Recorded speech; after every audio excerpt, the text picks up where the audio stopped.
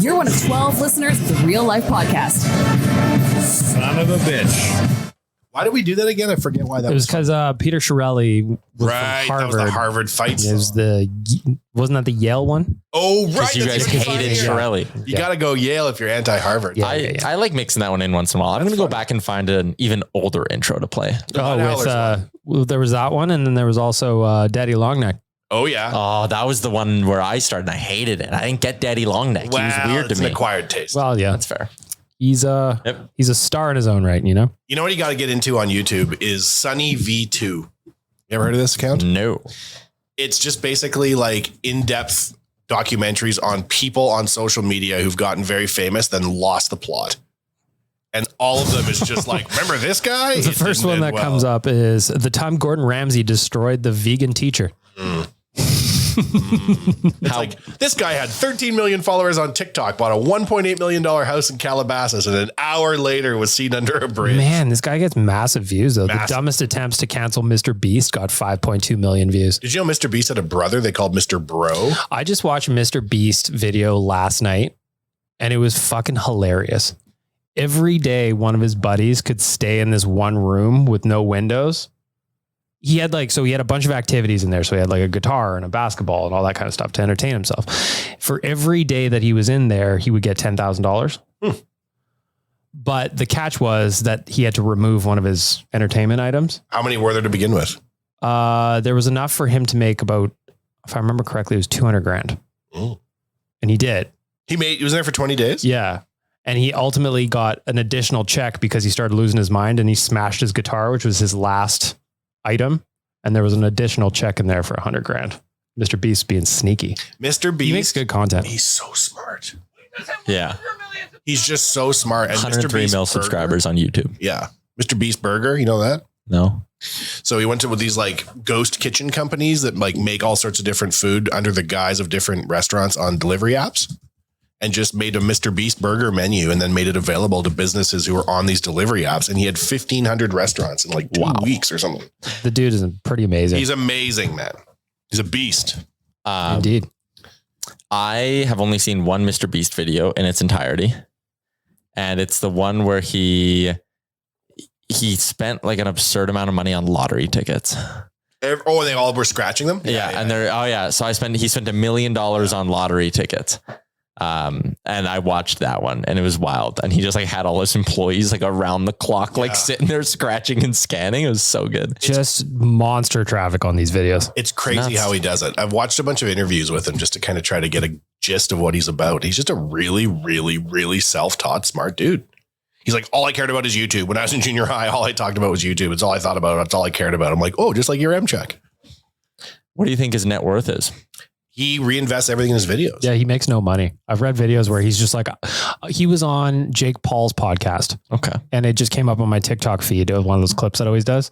And he was just like, I guarantee you without question, I'm the brokest person in this room right now. But he just bought a huge facility somewhere or other with a big warehouse. So now he's filming it on his like acreage.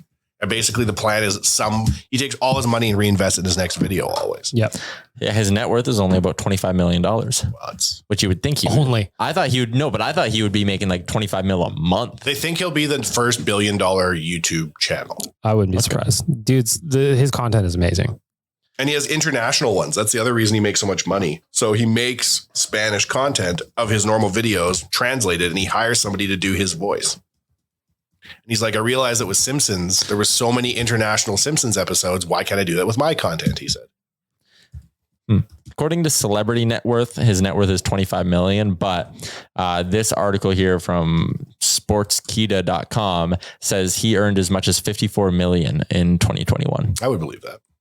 Well, I mean, just the YouTube rev alone for him would be just nuts. Like I see Mr. Beast Burger. He's making a fortune off this shit. Really? Yeah. He has I think it's like 1,500 virtual restaurants. Wow. He opened up a location in LA that was free. So anybody who went to the Mr. Beast Burger in LA, it was free just to generate like a buzz online. And he said to the people that were like helping with security, there's going to be 1,000 cars in line or something. And then sure as shit there was. And one lady in line got sideswiped. And then he bought her a car. He bought her a car. He just had a guy go buy her a car and bring it to her. And he's like, oh yeah, Mr. Beast. I saw one where he gave a guy 100 cars to give away. And if you could give away 100 cars, you got like a bonus. And it was like a nice car down to a shit car. And the guy was like calling up his enemies and being like, you want a $500 car? The guy came and got the car. It was really well done. What would you imagine, Wanye, speaking of internet celebrities? Celebrity net worth estimate on Bhad Bhabie. Danielle. Bhad Barbie. Bhad Bhabie. Bhad Bhabie. Bhad Bhabie. So she just created a $1.8 million scholarship for real. Okay, so her story is actually just bananas. 75 million. Celebrity net worth has her at 20. Oh, which is pretty amazing as the Cash Me Outside girl. Yeah. So if you remember that meme from a decade ago, she was the girl who went on Dr. Phil and was like, cash me outside. How about that? Mm-hmm. And now she's like a wildly successful celebrity. Like I think she made $1 million in a day on OnlyFans. Yeah. That was 2016. She was on Dr. Phil. Wow. Only 6 years ago. Wow. That seems like it was a lot longer ago. And then how much did she make on the OnlyFans? Google. It was like $1 million in that one day, wasn't it? Yeah. It's kept up because like earlier she was like, don't believe me, bitch. And then showed our analytics for OnlyFans. It was like $1 quintillion. And she has like rap music. Yeah, I have Gucci flip flops, little yachty. She made $500,000. Legit. $500,000 for one song he got. Yeah, she made in that one day $1 million, $1,030,000 in that one day. Because people are horned up. That is approaching bag milk foot money. Oh, you have no idea. But again, like someone who just got like the most absurd 15 minutes of fame ever. It should have been over in 3 days or 3 hours internet time. People should have been like, funny, done. Because she kept beefing with people. That was the thing, right? She was like getting involved with, did she fight Lil Tay? Yeah, she fought Lil Tay. And what did they say about beef? Sells records, man. It always does. Yeah. When I see the Game calling out Eminem now, thinking about beef that should have happened 20 years ago because the Game has a new album, I'm like, That diss track is more like a love letter to me, though. It's like Machine Gun Kelly's diss track to Eminem. It's just like, here's all the good things you do. It's like, can you write me a diss track? Yep. You know who's amazing for staying power in the entertainment world is Kanye. Yeah. Like he has now, would you argue that Kanye is a better music career than Jay-Z? I would. I mean, if you put them I'm just thinking about them. If you put them side by side, jam for jam, I think Kanye wins. Kanye is going to win. He's got more albums. And he's just got banger. Like when he did that show, where was that? And then Drake came out and did an appearance. Oh, when he SoFi, right? He just did hits for 2 hours. Yeah. Just hit. I'm like, oh man, I forgot about this song. Hit. You could argue now. I heard that Yeezys are 70% of Adidas online sales. I wouldn't be surprised by that at all. So you could argue now that Kanye is a better businessman than Jay-Z. Truly. Like, yes, Jay-Z's on the board of directors of Square and all this like weird shit. But in terms of like money made in the business world, Kanye is getting there. Got to stay away from them Kardashians. Yeah, that's a good point. That's the only fly in the ointment is the Kardashians. This website ranked the 45 best Kanye West songs of all time. And 45 is Homecoming, which is a great song. And massive the fact that someone could put that at 45 is crazy because it shows just, again, how deep he's just got banger after banger. Yeah, although this ranking probably isn't. Yeah, no, that ranking is trash. I can see it from here. Yeah. But this celebrity website I read all the time always is like pro Kardashian. They say that Kanye's broke. They always keep saying this. And you know, A$AP Rocky, of course, the head of A$AP Rocky's record label, A$AP Mob, he had like a Bentley Coolin or some shit that got stolen or crashed or something. Kanye just sent him a new one. Oh, wow. And the guy was like, I don't even really know Kanye West. I just talked about this on my social media. Like, how broke can you be if you're sending people Coolin-ons? Yeah, no. I'm going to get Rolls Royce a Coolin. He's not broke. No. That's the point of the story. No. If he's 70% of Adidas online sales, he's a billionaire. For real. His top 10 songs on this website: Runaway, Flashing Lights, Jesus Walks, Blood on the Leaves, Gold Digger. Those are the top 5, like all bangers, all like true classics. What's number 1? They had Runaway on there, which I might push back on a little bit. I mean, I like Runaway. Through the Wire. He doesn't like the little piano thing. Yeah. You know? Through the Wire is an unbelievable song. That is an unbelievable. Have you seen Genius, the documentary? Yeah, I've seen it. Unbelievable. It's crazy.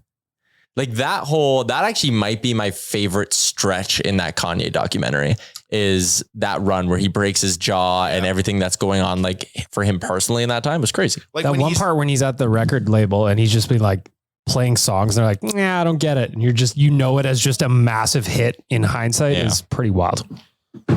when he is in the dentist chair getting his wired jaw opened up and he's like telling the dentist, like, I'm going to be a superstar. I need to make a rap music video. I'm very good looking. I'm like, this guy can't be stopped. He doesn't think about anything else when he's driving around and he's like, one time I had no money and I ran across town with my 4 beats to show blah, blah, blah. I ran there. You can't be denied. No. He doesn't accept no as an offer. No, he does not. I'm checking. I'm about to cough. I need you to mark this. I'll just turn that down quickly and talk over it.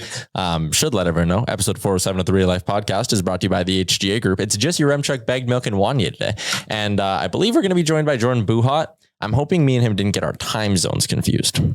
I could see that. He has read the message with the Zoom link. Perfect. Excellent. So that should be all good. Although he's like, hey, I got a hard out at this time because I have an audition today. Oh, I wonder what he's That's auditioning so for. Hollywood. Well, he told me what he's auditioning for, but I don't know if we're allowed to put it out there. So we're going to ask tell me him. after? Yeah. Cool. Or we could ask him for permission. Is he Chalmers, what do you auditioning think? Not here again. Oh my God. That was like an Elvis sighting. I thought he was here. So we went to Montana's and we hashtag got Montana's messy with our boy, Bradley. Yep. It's good. He won the lunch with us. Good So we had a times. good time. Arguably, I would suggest if you have a 3-hour meeting in the afternoon, don't put back 2.5 racks of ribs. You ate that many ribs. You fucking know I did. So good. And we did the same thing. We did family style because they have 4 signature sauces and there was 4 of us. Right. Myself, Jay, Bagged Milk, and Bradley. And we just ordered one of each sauce, throw them in the middle, surprise us on the sides. And I was a sleepy boy yesterday. What'd you talk about? We talked about his job. yeah, we did. talked about he's just a monster podcast consumer. So he works nights, Yeah. 6 to 6. I don't think we'll say the place he works because I don't know if we want to do that to him. Is it OnlyFans? Yep. Wow. And he was like, yeah, I basically just crushed podcasts the whole time. I can see He that. went back to re-listen to Oilers Nation radio episodes from the playoff run just to re-listen to them. That's cool. Talk about a Just diehard. air out some of our horrible takes. He and Bagged Milk were matching. They're both wearing We were baby both- blue Yep. Jays jerseys. That was really nice. Mhm. Unplanned. Look good though. Talked about nation vacations that are coming up. Yep. Wants to come to Vegas with us. Yeah, he does. Everyone should Pushing want it. to come to Vegas with us. 100%. To be fair. Phil Kessel went to Vegas. Yes, he did. I'm a little sad about it. So we got a quote from Phil today. Doing his intro Zoom conference to become a Golden Knight in his car. Yeah. There's a guy who's going to try. DVD player in the back. Hey? Look, that's what peak performance looks Yeah. like. Peak performance, preparation, and peculiar. The 4 And Ps. the tweet is from Greg Wyshynski, and it says, Phil Kessel, avid poker player, on playing cards in Vegas. Who asked him about this at his introductory press conference? I don't know. Phil Kessel said, I have a wife and kid and 3 dogs, so it becomes less and less likely that you do that stuff. During the season, you don't have much time. I don't think I'll be doing it that often there. That often. That often. That's going to be haunting at his trial. One of my favorite ones though is it's nice to be playing on a team that wants to win. Apparently didn't have a good time in the desert. Isn't Vegas renowned for treating its players poorly? Yes. Phil Kessel doesn't strike me as the type of guy in a $1.5 million 1-year contract with 95 million career earnings. It's going to take a lot of shit. No. He'll just like, if it gets to be too much, Phil's just gonna be like, you know what? My knee. Yeah, I'm hurt. Oh, no, my back. Yep. Soft tissue. You can't boy. find that. Oh, dear. You can't find that. Can't prove my back's not I am soft tissue. disappointed. I wanted Phil in Edmonton. 1, need some help on the right wing. That would 2, have been fun. the memes. The memes. Memes. Do it for the memes. would have been good. Who we need is Samuel Gagne. That's who we need here. He's everything for everybody. 100%. Yeah. I hope to heavens he comes back, plays his 1,000th game. We go deep. We win the cup. Connor lifts the cup, then lifts Sam Gagne like the cup. And they So do he like has him over his head. and nice. Gagne has the cup too. Oh, So like Gagne's hoisting it while Connor's hoisting it. Yes. Sam Gagne is 33 games shy of 1,000. Yeah. That'd be such a That's great why you moment. bring him Do it here. back. Yeah, do it here. Good in the room. Put a 1,000 game banner up Mhm. right next to Garth. Hire him Yeah. as assistant coach an hour after that 1,000th game ends because Yep. he's old. All right. We have So he's only 33. Yeah, Yep. it's 33. And they just signed Kadri at 31, Yeah, thinking he'll play to 39. that's right. Yeah. But Sam Gagne at 33, he'd not play till 39. They also did the same thing with Jonathan Huberdeau, expecting him to play till 38 or something. But in like that. NHL years, because the Oilers rushed Sam Gagne into the league as an 18-year-old and made him play Oh, 83 games a season somehow, he's he's got a 53. lot of miles on the He does. odometer. 967 games. Yeah. Okay. We got a special guest in the waiting room. So we're going to step aside for a second and come back with our boy Jordan Buhat. Yes, look at Oh, the look at setup. him Electric. jumping Oh. in an Oilers jersey. Electric. Oh yeah, I gotta be ready. Let's go. Hello, everybody. You're fired up. I love it. I love that you're I'm rocking so that jersey ready. too. Can you tell us the story of when you wore the McFarlane to the Power Under 40 Hollywood party and just showed everybody what time it was? I said to myself, look, these events get me a little bit of anxiety, because I don't always know people, it feels a little schmoozy, and I'm not necessarily one of those people who's like, hey, I don't know you. Let's have a conversation about something I can't even think of on the spot right now. Yeah. So I said, the way to make myself feel better was to wear something that I absolutely loved, and that so I chose this. Genius. I've amazing. always wanted to wear a jersey on a carpet and just let people know what I think is really awesome, which is what I'm sure they think about their clothes too. So What event was this again? Can you clarify that? yeah, it was the Power of Young Hollywood variety event. It was a partnership with Facebook Gaming, Meta, I believe it was, and they were doing a fundraiser as well. And I think they have it every single year. New charity, I think maybe it was. And you rocked an OG Todd McFarlane Oilers jersey, which they are bringing back, by the way. Because of this event. Probably inspired. Yeah, probably because of Jordan. So I want to know, you're at this Hollywood event, famous people all around you. You're rocking that. Did you get any questions or comments where people like, yo, what is that? I had some of my friends who I was speaking to, they were like, loyal. That's what they literally said. And I was like, absolutely. I mean, it's hard enough for people to talk about hockey in general in Los Angeles, and it doesn't even make any sense unless Gretzky is in the sentence for them to speak about the Edmonton Oilers as well. Yep. So a lot of people had no clue what I was wearing. I'm sure they would be a little bit more accustomed to, maybe a basketball jersey or something like that. And I was walking out, someone was wearing a Knicks jersey, which I thought was out of place as well. Were you like, well, that's weird. Why would you wear a jersey to an event like this? Why would someone wear a Knicks jersey? That's lame. So no one did say anything, but I got a lot of really good feedback on social media and stuff like that for people who do know me and know what I'm passionate about. And, especially I spammed you guys like, check it out. That's awesome. Or this at a thing. Respect. So everyone who knows me was super into it.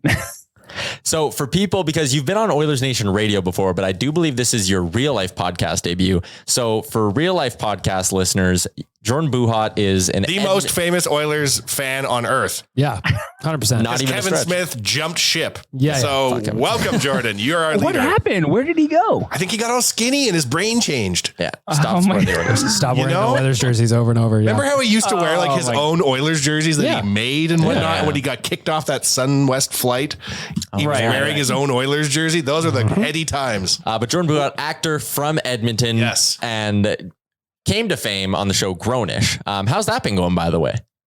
Good. There was a cast changeover because with other school shows, once they graduate, there's a whole new crew of people and stuff like that. But there's an appearance still in season 5. But Nice. I can confidently say I'm probably the I don't actually know. Maybe one of the only Oilers fans to have a feature film coming out over the next month. It's like a horror movie. So that is very sick. exciting. What's it called? It's called Margaux. The not Margot Robbie, but Margaux, Quebec. Margaux. So it's a horror movie. You've done a horror movie before, right? This was my first. This was your first movie. Ooh. Oh wow. Yeah. What was that experience like? It was a blast, especially since I was going from Grownish, which is, very comedic, sitcom, everyday kind of situations. Being able to do horror was a blast. Stunts. Do you get killed? You probably can't say this. What am I doing? I don't know Hollywood. You can't answer that. Jesus. Or maybe he's out there doing the killing. That's what I want to know. What a twist. This guy, me. So I watched the trailer for it, and if I'm reading things correctly, it is basically that group of kids go out for a holiday together, right? And then the house is evil. I don't know. Absolutely. Okay. It is your group of college kids reuniting yet again. Oh, yeah. Going out to a sweet cabin, except the cabin is a multi-million-dollar Airbnb robot house. So robot house. Oh, take take your imagination where it is. You know, it's a horror movie. It's AI house. Come on. Shit, that's 2023 stuff. Yeah. That's right. It looks I'm great. so pumped to see it. I haven't seen any of it. How do we watch it? What streaming so service? I believe it's going to hit digital. So I know it's going to be on Paramount Plus, but I think it's going to hit Paramount Plus in December. But it comes out September 9th on digital, which I think, you know, they don't give us all the info, but I think that means I do all my renting of movies on YouTube. Yep. So I think it's going to be there. Nice. Sick. Yeah. Congratulations. That's cool, man. Thank you. Awesome. Very big day. Very exciting. Very exciting. How big of a grind was it, like, compared to shooting episodes of Grownish compared to like a full-on movie? You know, it was actually a grind. You know, this, I wouldn't actually have considered Margaux really that much of a grind. It was so fun because I had gotten into such a rhythm with Grownish, just a very scheduled routine. Margaux, everything was new. So maybe the days were longer. It was definitely more physically demanding because this is the first time I like lost a whole bunch of weight. Was literally working out on set because my goal was to be, you know. Damn, you're jacked on social media. Yeah, just always jacked. And God. I'm stunned you're wearing a shirt. Yeah, it This just interview, makes us Jordan. feel real self-conscious I right thought now. I'd wear a Jordan. shirt for the podcast. Damn. You know, the Before you audience. jumped in, I popped down and got a couple of push-ups in just to try and feel, you know. Well, I'm glad you did a couple today. I've watched your stuff and I thought to myself, oh, I bet you he films like 3 of these back to back and puts them out every day. And I'm like, no, he doesn't. He's working out every day. All your videos start like 50 Cent in the club video where you drop down into frame, no shirt on, doing upside down sit-ups. You're like, what up? It's me again. You know what? Now that I'm gonna use a song from that friggin' movie, Yes. and I'm gonna use that literal song, and that's gonna be my next reel because you know reels are life now. You're one of our course. best and brightest. Of course. So anyways, talking about the making of the movie, you were working out on set all the time. And what was the whole experience like? It was just a lot of fun, a whole bunch of new people as well. Again, I was in the routine of Grownish, new cast, new crew, new directors. So there was a nice pressure actually to perform even higher than I had in the past few years because I wanted to have, you know, this is probably my second job and I wanted to have a good impression in the industry as well. So I was really trying to do my best work and as well as, just maintaining a good mental space while on the wrong diet on that movie for sure. I learned that. What kind of a time commitment is it for you on something like this, for a movie like this? Like when did you kind of find out this is the part you got and then now we're filming and then now we're doing a little promo to get this out for next month? So that was my second piece of evidence that it is a whirlwind when you actually get something, because it was probably a week after my audition, they called, and within that day that they called, they figured it all out. I was cast, and they're like, "Hey, you got to get up here. We're starting in a week." And I was like, "Oh, I thought I didn't get it. Okay, well, I guess we're going." So it was really, really fast, and I had to literally, I had to go drive up with my dog. And then my wife had to meet me later because she had obligations. She's got a life too. But this is what she signed up for. That's what she keeps telling me. No big, no big. This is what we're doing. But it was a whirlwind trying to just getting it. Yeah. So we're talking like months in total by. Oh, right. Sorry. It was about a month and a half from beginning to end. Cast. Wow. Amazing. And then finished. Wow. It's actually crazy that that's how quickly it moves. In my head, I think like, oh, a movie that must take like 7 months of like constant working and shooting and all this stuff. But it's wild that the process, I guess, is that streamlined. And I mean, I guess it's everyone's full-time job. So isn't the ratio of filming time to like time on screen like insane? Like every 12 hours is a minute of a feature film, or is that not true? Is that a lie? Oh my gosh. If I could, I've done some scenes that are no longer than 2 minutes. And if there's more than 3, 4, if there's more than 4 people, you're there for hours. That's all you're doing that day. Crazy. That is wild. They're moving every single time. Every cut is a different movement, a different setup. On not just the camera. Then you got to move the lights. Then you got to move the back, and then you got to move everything. And it is that was a big difference between Grownish and Margaux, because like Grownish is usually all of us are all hanging out all the time, and there's moving cameras. Whereas on Margaux, it was a little tighter. Especially we have like one location, so it moved a little bit faster than Grownish did. That must be hard to like, I watch a scene where someone's crying and I'm like, man, they might have probably had to cry for like a full day just to shoot this scene. Like, no wonder actors and actresses are like having a hard time sometimes. Like, can you cry for 4 consecutive days and act as though the world is ending for 30 seconds of Avengers? I got a story for that so it was actually for Grownish though. It was my first season. This is when I thought for sure I was going to be fired sometime during the first season because I was so green. I didn't really know what I was doing. But it was, I had to do like a bench press scene, surprising. And I know. And I had to also be crying. I was at the gym working out my sad pup, my breakup, as we all do. Yep. And I'm weeping on the bench. And again, we're doing that for probably like an hour or two, and there's breaks in between. So you can't always stay up at just leaking from the face. That eventually by the end, I had the facial expression, but there was no more water left. Right. So they pour stuff in my eyes and then it comes out. So I too have cried myself dry many, many times, Jordan. Don't you worry one bit. Just not being on camera. Generally Oilers related. Yeah, generally Oilers related, not having a pump most of the time. Yeah. That's fair. Yeah.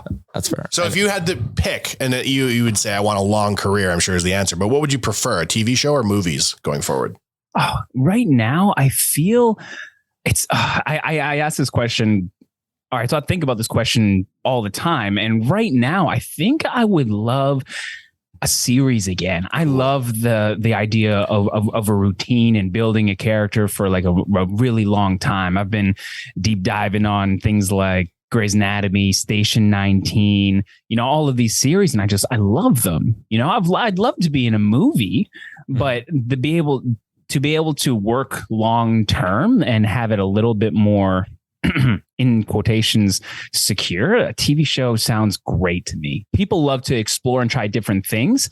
I like that too, but I like the idea of being able to get up, 7 a.m. All right, time to go to work. And this is what I do for work. It sounds cool. Yeah. You're killing it. How did you follow your dream? Like where, at what point were you like, you know what I'm doing? I'm fucking going to LA. I'm going to show everybody what's what. What happened? It was when I was at the University of Alberta, a good old green and gold school. And I was in the acting degree there. Sure. And I didn't think I was actually going to make a job out of it. I just knew I liked doing it. And, university is just trying stuff. And I realized while I was in that degree, because I was with a group of people who were so different from me. I love blockbusters. I love the summer hits. I love the action and like, come on, Fast and Furious and Avengers and Top Gun Maverick. That's my jam. But the people in my class, there's only 12 of us for 4 years. They weren't into it. So I learned what I liked. And when I left, I was like, I'm going to go do the thing that I know for sure that I like. And that's kind of when I knew it was in the middle. I was like, that's mad respect for following through. Man. A lot of people dream it. Not a lot of people do it. What's the first gig you ever booked? Grownish. That's crazy. But yeah, and I think you've told us this before though. Like you got Grownish, then you had to like accrue a bunch of credits and shit, didn't you? I did. I got Grownish, but to be able to work on Grownish, I needed credits. So that's when I got a lot of people actually messaged me about my 30-second stint on Letterkenny. And what do you mean credits? Like with SAG or something? Yeah. I needed to have 3 credits of on my, I don't know, on my IMDb, on my just literal whatever backstage thing about it. Well, you need to have 3 credits of just acting work. And I didn't have anything. I just got out of school. I hadn't booked anything yet. Damn. So you went to Letterkenny for 30 seconds? Yeah, it was literally, I think it was about 30 seconds. And I say one line and I also run into a fight. It's like behind a Walmart. It was so funny that day. Goal. I love that. Yes. That is really good.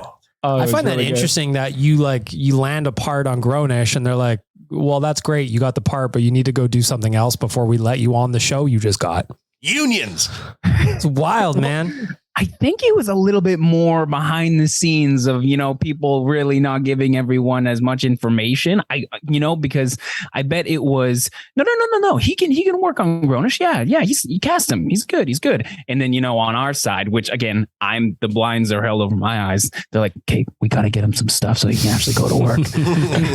He's never been on a show before. We need to figure this out quick. Best team in the world. It all happened legally. So I'm happy. Wani was asking you about, would you rather do a movie or a TV show? So like you've done Grownish, like we said, sitcom, comedy, lighthearted. You've done Margaux now, which is obviously, more intense, more dramatic. If you could like style of TV show wise, like you mentioned, you're studying Grey's Anatomy. Would you love to be main character in a sitcom again? Sexy doctor? Or would you love to be sexy doctor? Yeah. Are you kidding me? You're a sexy doctor. Your Grey's appendix Anatomy? is coming out and my shirt's coming off. Oh man, I hope it's at least season 4. Give me a little bit of road before they kill me off. Like I don't know. That's a good question. Sitcom-y. I really wanted to try, which they don't do as much anymore. Was the what is it? The 3-camera sitcom, the classic laugh track kind of one, because it reminds me of theater, and that's what I did in university. Mm-hmm. And I have a friend who's on Grownish, who's on How I Met Your Father. My friend Francia is on that, and it's a killer show. And I love it when I see something, and I say to myself, I want to do something like that. Yeah. So if I have to decide between something. I hold grades so high now because we crushed like 20 seasons. So I have recency bias. I guess I would rather do something like a sitcom, like I can't imagine how much fun that is, and having a crowd laugh as well. And that's probably what I, on my instinct, choose. Getting improv a little bit, probably be a good time. Oh my gosh. And the amount of improv we did on Grownish, it would probably lend a little bit to How I Met Your Father. Yeah, 100%. That's wink, wink. All the producers watching our podcast. Oh, they don't watch this podcast. Don't you worry, Jordan. Hey, what are you talking about? I on heard the rumors, podcast that in it. There's the rumors of the oil drive coming back. Maybe they're watching. And oil change. Oil change. That's right. Well, we got to talk a little Oilers. You're wearing the jersey. You're dressed up for it.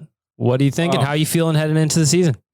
Oh, the first thing that comes to mind is I don't like that Calgary threw everything away and then tried to get a little bit better. I just wanted them to throw everything away and not give any hope to their fans that they were even getting better. Yeah. And just completely admit no one wanted to be there. Yes. Along those lines, though, one of my favorite things that happened in Calgary recently is the video of Mackenzie Weegar that just came out going into the Flames dressing room for the first time. And he looks like he's just like, am I in a community rink or what's going on here? That place is a dump. I think you guys did something on that. Was just a flash between the two, the Oilers and the So one of you guys did a video on that flash between the Calgary locker room and the Oilers one, and it's like, oh boy, they need an update from the Pringles Stadium. Yep. Yeah. Construction costs in Alberta have gone up 45% in the last 2 years. So when you're thinking about an arena, virtually one of the most expensive things you can build, it's going to be really hard for Calgary to get a new arena. Oh yeah. Like it was hard to get the one here made. It's going to be near impossible with new construction prices down there. I remember all those conversations saying, "Oh, they're going to ask us all to pay for it." And I'm like, I mean, I guess my taxes are already leaving. I'm in.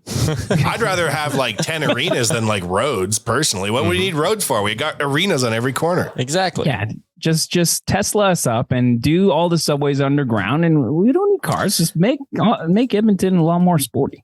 Yeah. Fair enough. We were talking about the team coming up next year. You said you're worried about Calgary, but what do you think of the new guys? Like, what do you think about Jack Campbell, new guy between the pipes and all that? Oh my gosh. I'm nervous really about excited because I'm moneyballing this situation. You know what I mean? Just across the board where look, maybe people aren't like crazy ecstatic. Oh, we're not improving everywhere, but it's just by inches.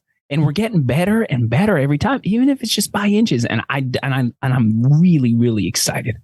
I definitely think we are now in the zone of, we're no longer in the zone of, come on, can we just make the playoffs? We're in the zone of season doesn't matter, which is so exciting. Wow. I love that line.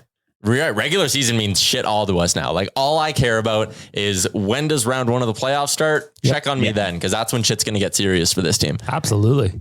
Yeah. And geez, I'm just excited Tri-Styles having the best time of his life right now. He's got it feels like an OV turn over there. He hasn't even won a cup and he's just wearing watches and doing interviews in Europe. And he's just looking like the happiest guy. He's going to come back.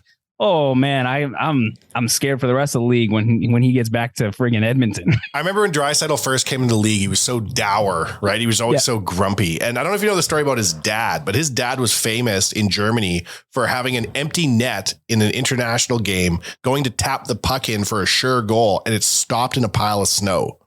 So his dad was like infamous for this fucked up play, and everyone was like, haha, I think his name's Carl Draisaitl. Something like that, yeah. But then he gives birth, not personally, but his wife, to the greatest hockey player in Germany's history. Peter Draisaitl. Wow. And then Leon goes on to do crazy things. When he first got in the league, he was so grumpy all the time. But I swear his life's going so well. There was an interview with him, I think last year, where they're like, how's your season starting? And he's all grumpy. He just breaks and starts laughing. He's like, pretty good. They were like 16-5. He had like 20 goals You're already. Doing He's like, all right. Yeah, shit's fine for me. Every time he goes home, his dad's like, you shouldn't smile so much, Leon. It makes everyone think you don't take it seriously.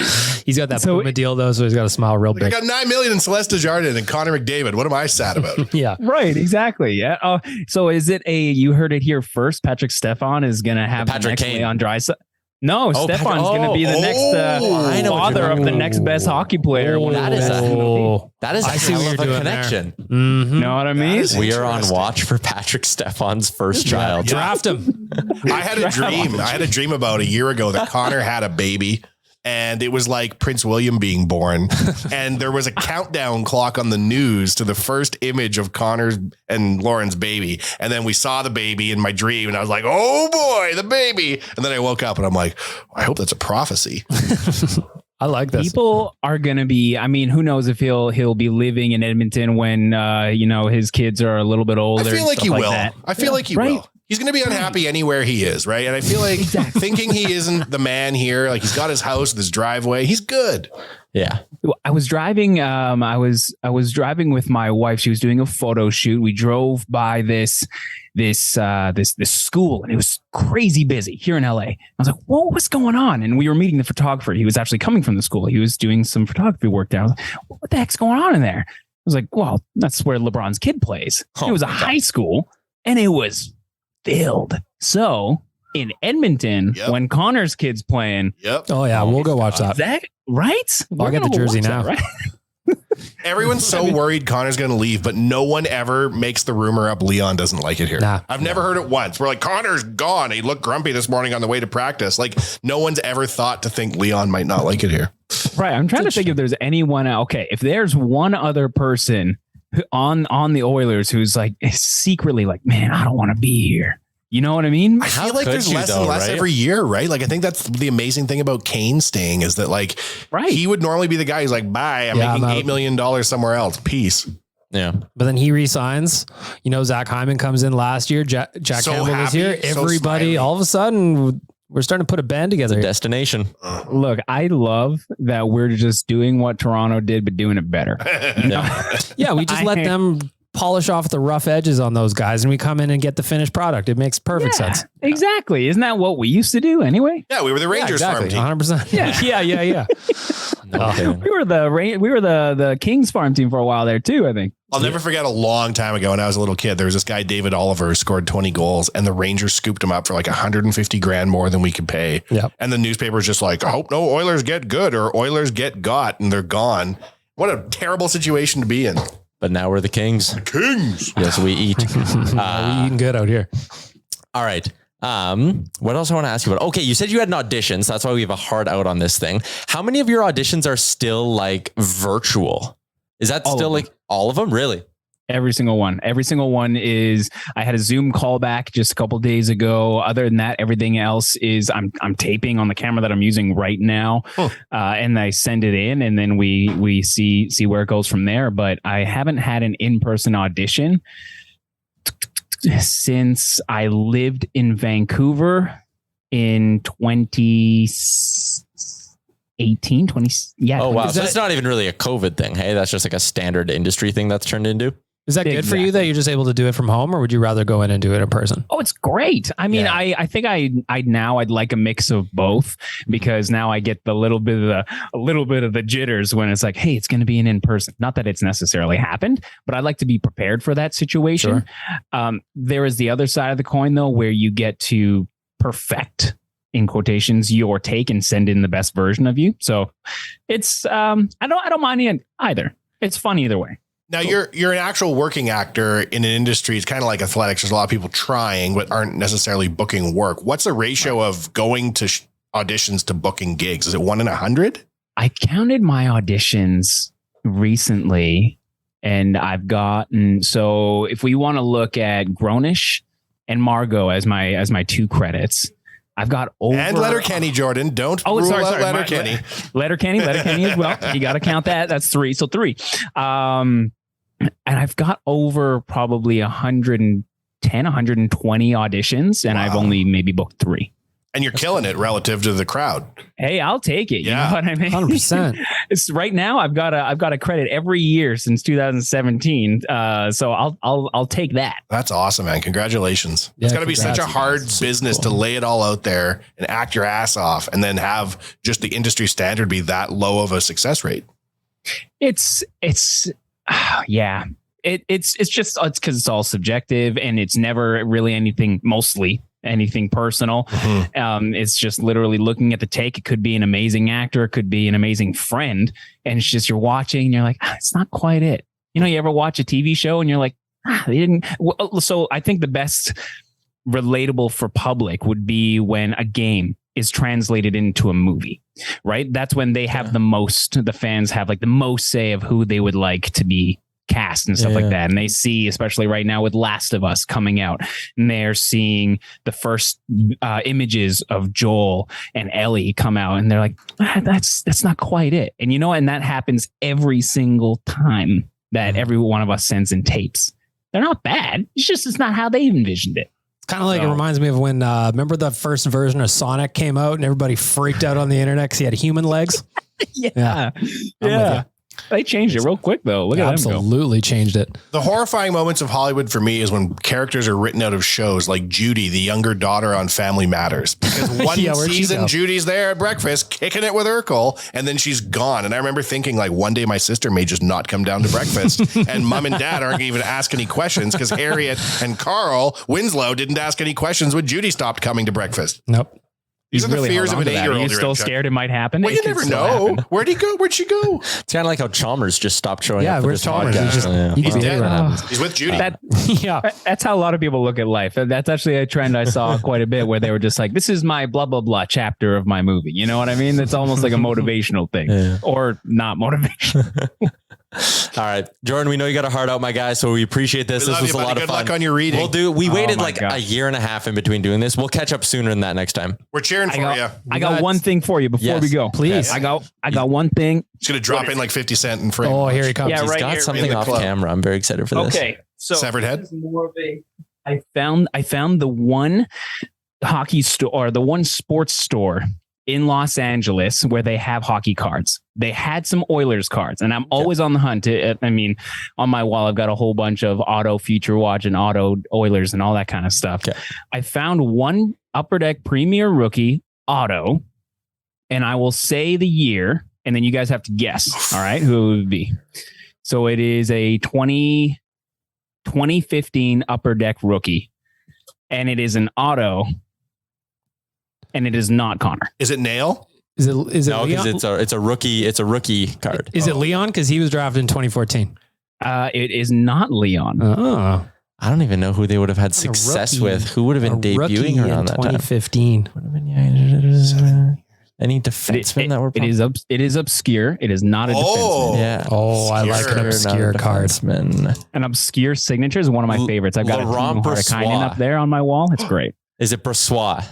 It's not Brossois. I've got him on my wall up there too. You have Laurent Brossois, and you are a real Oilers fan, Jordan. Oh, I've got the Ice Premiers version of his, and I love those. But this, I will give one more guess. It's a forward, and it was supposed to be an electric sniper for us. Oh, Nail Yakupov, where are you? I said this. He said Yak. It's not Yak. Is it?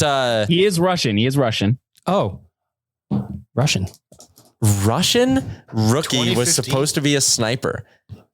And I'll give a number, and that'll be my last hint. Bogdan Yakimov. Oh no, he's on my wall too. Bogdan You got a Yakimov is Bogdan on your Yakimov wall. on your I got a rookie Bogdan Yakimov. Excuse me, he was. Oh man, of course I do. I have so much hope for him. No, this is if you. I wonder, is it too bright? No, it's too bright. But it is an auto premier rookie of Anton Slepy. Slep. Tony Hold on to that. That's your you retirement guys. card. Yeah. You come in with stories of being Hollywood famous and big movies, and you leave with a Tony Slep reference. I love that. And joke. Bogdan Yakimov on your wall. Wow. You're one of the realists. I'm here, and wherever I am, oil in my veins. You guys, thanks for having me. I really appreciate it. Make sure to check out Jordan in Margaux coming out in September. Yes. Thanks for joining And wear us. your Oilers jersey while you watch it. Jordan, thanks for doing this, buddy. Good luck with the audition. Have a great day, guys. So charismatic. A Slepyshev card is legit. That's legit. He's like, oh, Bogdan Yakimov? I got one of him on the wall. Bogdan Yakimov. But it was on the wall. conveniently out of frame. Yeah.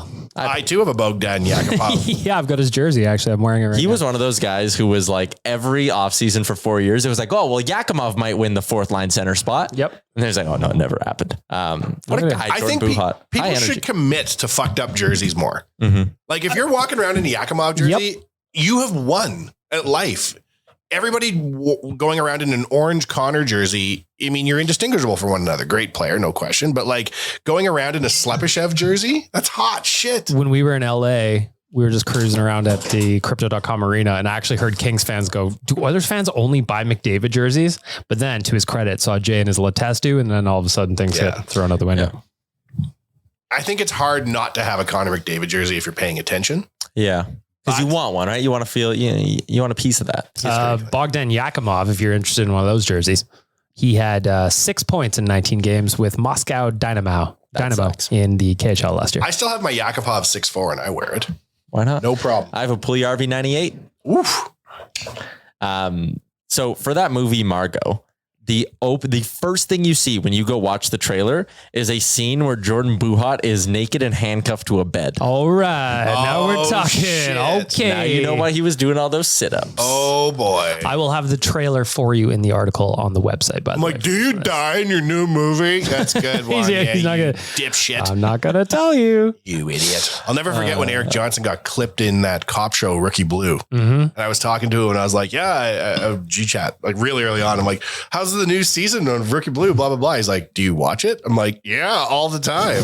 Anyways, how's your season? He's like, well, I got killed. I'm like, I don't watch that show. Just looking at, because I watched the trailer, but now I'm skimming through it again. There's a scene where it looks like Jordan's character becomes evil. There's also a scene where it looks like he may have been crushed while still handcuffed to the bed. So there's a lot going on here just in the trailer. Jeez Louise. I really want to be an extra in a movie. And one time I was an extra in a movie with Neil Patrick Harris called A Christmas Wish. You were. Yes. Oh, that was the one with Chris Kattan was also correct. I was in a bar on White Avenue. A lady walked up to me with a headset and a clipboard and said, do you want to be in a movie? And I said, is it pornography? Wait, tell me in 20 minutes. And we went and we got, and there was a music scene. I can't remember who was in the movie singing. It was a Christmas movie in July. And I was the roadie who brought the mic out on stage and set it down. And I am shit-faced trying to make this happen. And they're putting stickers on all the logos on my clothes and shit. And I had to bring this thing out 1,000,000 times, it felt like. And then it was cut. No. And I watched the whole Christmas Spirit or whatever it was called, A Christmas Wish, nothing. But then, this is when it got good, your M-check. Another lady walked up to me and said, hey, you have a beard. And I went, yeah. Do you want to be in the Brad Pitt movie that's filming in Edmonton in a few months? The assassination of Jesse James by the coward Robert Ford or something? Jesse something? And they needed men with beard. Because it was Western. by the coward Robert Ford. Yep. Coward Robert Ford. And then I was like, I can't because my cousin's getting married. Newsflash, he got a divorce and I'm not in a Brad Pitt movie. Fuck. But I would just love to have a framed shot of a movie with me in the background as like General number 4 in an apocalypse movie where I'm sitting around the table and the president says, we're going to have to nuke the aliens. And another guy says, I don't think we should do it. And I'm frowning in the background. Yeah. Or just like you're getting a coffee and you're mixing or something. I don't want to talk, right? I don't want to be an actor. I just want a frame, a still frame of me, preferably with Brad Pitt. Well, yeah, of course. Well, once Margaux absolutely crushes for our boy Jordan. Yeah. Maybe the next movie we can work our way into it. I bitched for 3 years to anybody who would listen how I fucked my career over and didn't go in that movie. And then a friend of mine took a photo of Brad Pitt and Angelina Jolie at West Edmonton Mall in the food court. Took a photo of them with like a real camera back in the day when they shot here. Sure. And sold it to people, I think, for like tens of thousands of dollars. Yeah. When I went to Nate, one of our professors at Nate, someone was the one who snapped a picture of them like on the roller coaster, I think. I think they ended up selling it for like 6 figures. What the Because it was back in the day, That right? was Like back 2007, baby. Yeah, man. My friend got in the food court. Same thing. There weren't a lot of camera phones. Yeah. Just before the days of, where you throw that up on like your Instagram and then it would just get screenshotted and shared around. Like that should add value. Oh, yeah. That's why I'm saving all those pictures of you, Tyler. I'm also saving the pictures of you, bagged milk. Yeah. Be real nice. You guys should make a movie called Will They? And And the then answer you is yes. do. Yeah. Damn, there were some weird tweets between you two about kissing and whatnot. I'm like, I don't know what the hell I'm reading here. Yeah. Well, sometimes you got to. You liked me dunking on my friend on my Instagram. Oh, picture yeah. today. That was funny. That was funny. Your comment was good. You've been served. Yay hath been served. Old Testament-y. Before we get to our last couple of minutes here, got to give some love to our friends at DoorDash and Oodle Noodle. At Cattail Crossing at the golf tournament, in the goodie bag, everyone got a free box of Oodle Noodle. I also ate 200 spring rolls. Yes, that is also true. We did do that at Cattail Crossing. But anyways, I'm excited to go cash that in later this week. When I sit at the beginning of the week and planned my meals, I said, there's going to be one day where I'm going to get Montana's. Did that. And there's going to be one day where I'm just going to chill out. You plan your meals? Yeah, I sit on Sunday and I plan out my meals. Do you really? And Well, then, so today's Thursday. What do you got for you get Oodle Noodle tonight? no, Oodle Noodle is going to be Friday before slow What's pitch. tonight? Why don't you just take it as it comes? Because then I go grocery shopping on Monday and buy everything I need for a full week. I just buy general groceries when I go. And then I like a see what happens. flour Figure it out. and water and sugar Some, and salt. Yeah. God, people, Yeah, are, just the I classics. can make anything. Yeah. people are going to make fun of me, but like some days I'll leave a day open before I go to the grocery store is like, if I see something good, I'll just buy that. So little this snack week for yourself. was barbecue chicken on Monday. Delight. That was barbecue chicken on Monday, hot dogs on Tuesday. Knew I was going to be too full from ribs on Wednesday, so I didn't eat anything there. Tonight is, we went to the farmer's market on Saturday actually and nice. bought homemade Ukrainian food. So What do you get? pierogies, Little petahe? petahen, Little Lanishnika? Lasnica, yes, and putishka. So we got that. Friday's Oodle Noodle. Bang, bang. So anyways, yeah, I plan my meals. I'm very I also recently became very obsessed with, I go to Superstore. That's my new grocer of choice. Optimum points are legit. Yeah. Very welcome easy the to Points collect. Club. Welcome. They work very well. And since I've been buying new, You can also get those on your gas is real nice too. since I've been having to buy so much new stuff for my house and they've done a bunch of really good stuff. I have 500,000 Optimum points. I had $500 worth of Optimum points. I started collecting them 2 months ago. What are you saving them for? I don't know. Jordan Buhat doll? Maybe. I would buy that. On with PC Optimum help. Hello, I'd like to cash these in for a Jordan Buhat doll. Sir, there's no merchandise from this new movie, but we'll keep you in the loop. Could you please make one of this specific photo? Could you make a McFarlane level figurine of Jordan Buhat handcuffed to a bed in the opening scene of Margaux? Yes, my new favorite trailer just came out, and I would like the scene. I'm going to use plastered all on my wall. points for a DVD of Margaux. I just take a screenshot of that, Photoshop my head at the end of the bed watching like this. And then that's my photo on the wall of me being in Hollywood. Yeah, I feel like if I'd seen Brad Pitt on set.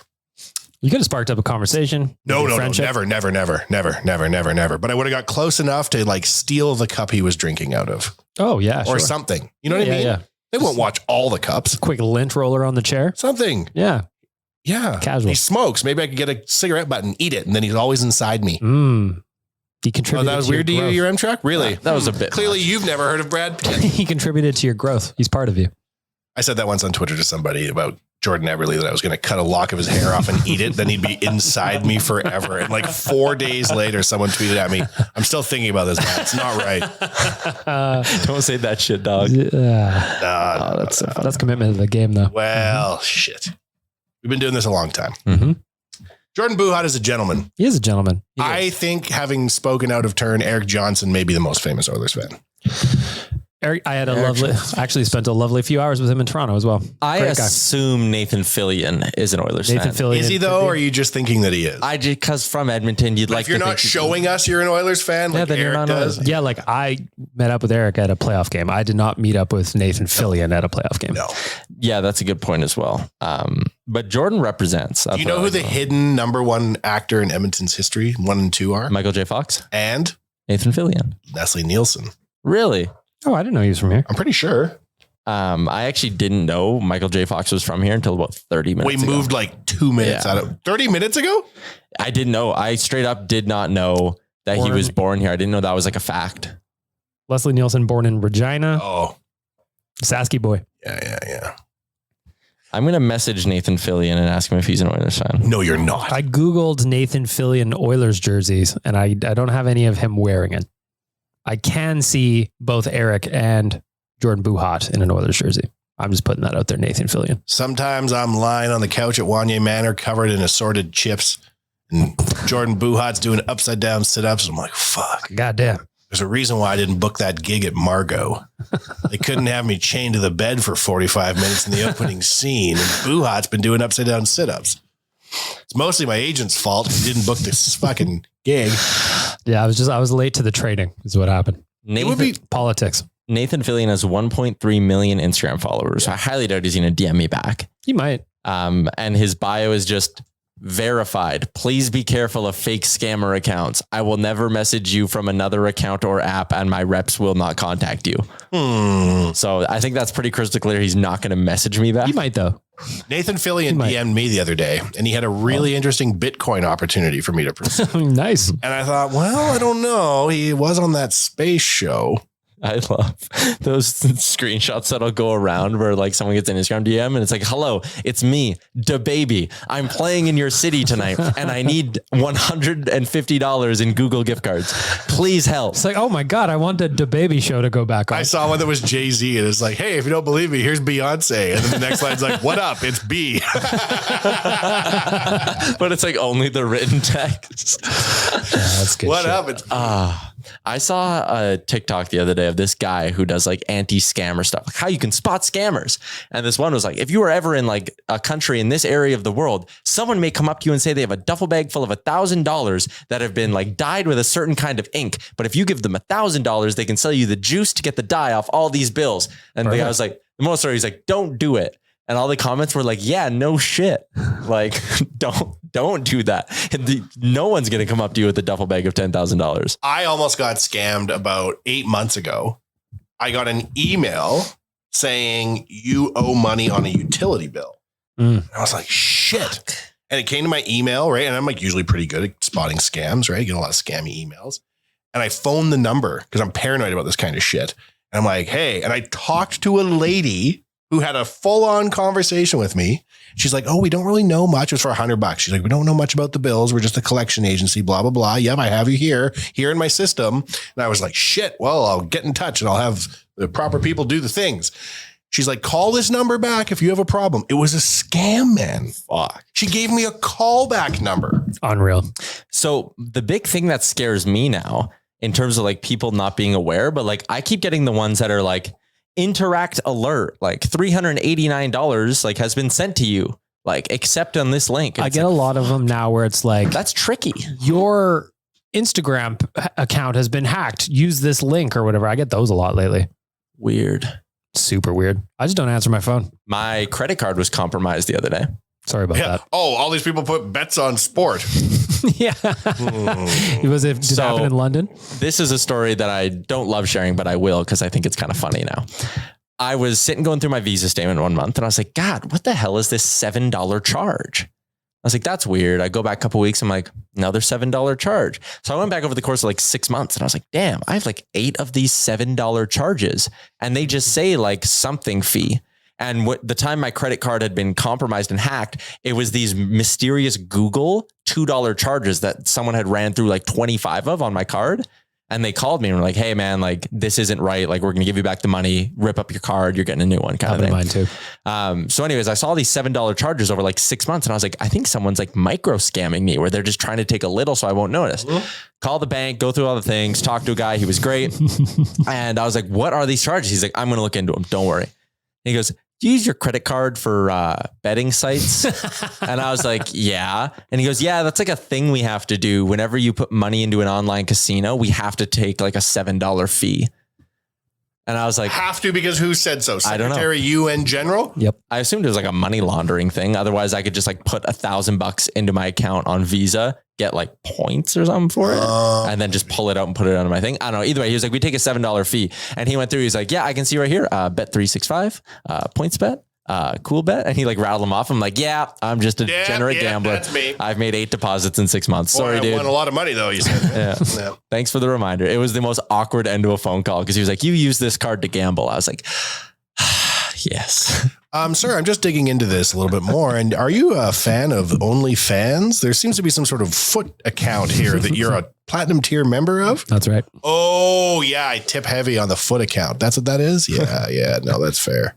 Sorry, I'm hammered every time I do it. So I wake up the next morning and forget. Oh, I tipped $50 on the OnlyFans again. God. I'll tell you an embarrassing story if you like, Tyler. Sure. When I was flying back from Asia, I was landing I had an overnight in San Francisco. And on my way home, I got absolutely hammered on the way back home. Go to my hotel in San Francisco, wake up the next morning, feeling groggy because I look around my room and there's a chicken parmesan sitting on the bed. Like the noodles were on the bed. So that was the kind of night I had. You were full hand eating. Yeah, full hand eating chicken parm. I look, my mini bar is empty. Oh no. So I'm like, okay, I've got a problem here. Like you drank all the minis in the mini bar? Yeah, or I just I cracked them and didn't drink them. So it was a real issue. Okay. So anyway, I go down to the front desk the next morning to check out, handle the damage. And he goes, and there's also a couple of movies, sir. Oh no. I was like, I don't remember renting any movies. He's just like, there are a couple of movies that also on your account. I was like, what are they? He's like, then he read the titles with a nice family checking in behind me. Oh no. And I was just like, oh boy. Well, crap. I'll tell you a story to make you feel less vulnerable. One time we went on a family vacation and young Wanye, I don't know how old I was, 12, 13. You know, when you start to get into the dark arts, as it were. Of course. Mm-hmm. And my parents were going to do something and they're like, hey, you stay here. I think they were at a wedding or something. Like, you stay here and you order food and then you can get a movie. And I'm like, cool. I've never seen a nudie movie in my life at this point. And I'd never been allowed to pick a hotel movie because what am I, Bill Gates? Yeah, well, of course. And I'm sitting there and I'm like, what are these? I'm like, holy shit. And I'm looking at the titles and the descriptions and I'm like, Jesus, like I had no idea what this was. And so I pick one and I watch about 3 minutes of it until it warps my brain entirely. And I turn it off. I don't even watch TV the rest of the night. I like sit in a dark room with the curtains closed. And I'm like, those people were killing each other. Then in the morning, we go down to check out. And they're like, hey, you're just looking here and you had a room fee. Yeah. And then my dad goes, what did you watch? And the lady was like, blah. I can't remember what it was. Yeah. And he's just like, just an outrageous title. And I'm just like standing stock straight, like sweating profusely. I'm like, I don't know. The thing was complicated. I ended up not watching television. And she's like, no, you did. You rented a movie at, 7:19 p.m. And I'm like, I'm never coming to the Best Western in Calgary ever again. Happens to the best of us. Terrible. I learned about a new genre of film that day, my friend. Absolutely. And just the titles are so absurd too. It's just like having them read back to you is just an extra layer of I didn't know there were movies like this. What on earth? Does anybody else know? Shit. I just like that. I didn't watch any of I'm like, I couldn't figure out how. They're like, no, you did. It was right here. And the lady's just a narc behind the counter. Yeah, If you're a hotel clerk, those are going to be the best days, though. Throwing a prepubescent teen under the bus for watching. 100%. That's major water cooler older. You're like, that's why I got into this game. Yeah. Yeah, I just dunked on this 20-year-old that had a bunch of weird... He wasn't 20. No, I was. Oh, yeah, you for were. her. Yeah. No, I was like 2 mustache hairs into the game. Fuck. And then you were there with your parents is amazing. Oh, Yeah, no. That's so good. And now the internet exists. Why? What do you look at? Movies. Watch movie. I rent movies online. If you fast forward to our grade 6 trip to Drumheller, at that point, Hacker Wanye knew how to pop the box off the back of a cable box in a hotel and set it to test mode.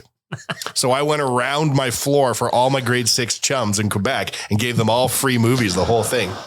That was an education. That's real early hacking. All right. We went over an hour, but that was good. Jordan Buhat was great. He's great. He's going to love that the end of this episode featuring him and his famous Hollywood self turned into a porn discussion. Wow. No, they were art films. Yeah, that's life. That's what happens, Jordan. That's show business. That's showbiz, baby.